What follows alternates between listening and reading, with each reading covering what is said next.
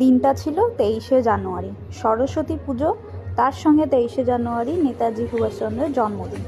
তো সেই দিনটা দিকে সব কিছু মিলিয়ে মিশে তালপুর জন্মদিনের যে তো সেই হিসাবে আমিও বেরিয়ে পড়েছিলাম।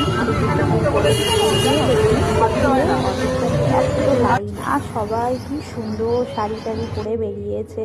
সরস্বতী পুজোই মানে হচ্ছে শাড়ি, আর একটা হচ্ছে বাইরে প্রেম প্রেম গন্ধ। তো সেই রকমই আমিও বেরিয়ে পড়েছিলাম, আমিও একটা হলুদ রঙের কুর্তি পরে বেরিয়ে গেছিলাম।